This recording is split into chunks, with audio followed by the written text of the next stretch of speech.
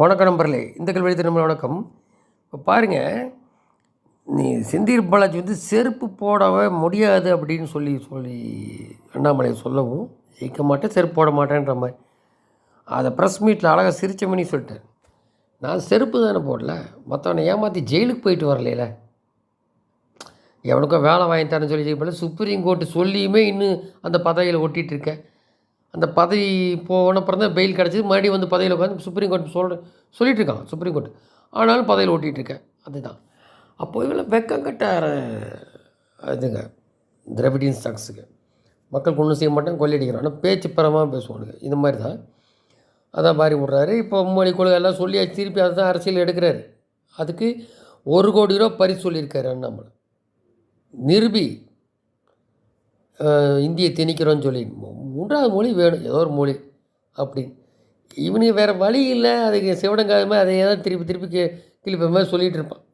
இந்த கோயப்பன் மாதிரி உண்மையாக்க முடியுமா இந்தி திருப்பி, அதெல்லாம் பழைய காலம், இதெல்லாம் நடக்காது ராஜா இனிமேல்லாம். ஆச்சா அப்படி இனி வரிசையாக உள்ளே போகிற ஊற்றணும், அதான் நடக்க போகுது இனி.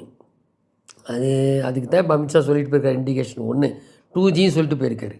சரி, இதெல்லாம் ஒரு பக்கம் இருக்கட்டும். இவங்களுக்கு பிரசாங்கம் சரி, நீ போய் பண்ணுவாரா இந்த லட்சணத்தில் கொள்ளையடிச்சு ஒன்று செய்ய அவருக்கே தெரியும். டிஎம்கே பிரசங்க அந்த பிரசங்க இப்போது பாஜகவுக்கு வேணாட்டாங்கன்னா அவங்களுக்கே தெரியும். இப்போ விஜய்கிட்ட விஜய்கிட்ட இருக்கு அங்கே செய்ய வேண்டியது தானே.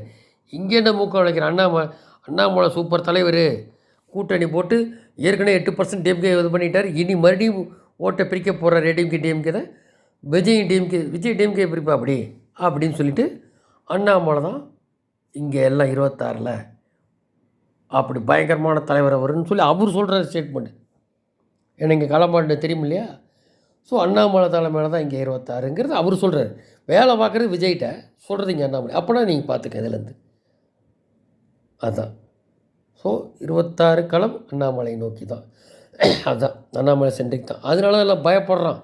நீ செருப்பு போட்டான்னு இதை பற்றி பேசுறதுக்கு என்ன இருக்குது? ஒரு ஜெயில் போன அமைச்சர் கொடுத்தாருனால வரவன் பேச பேச ஹிந்தி அப்படி தான். நீ பேச பேச ஹிந்தி அவன் பூரா எதிரியாயிருவான்.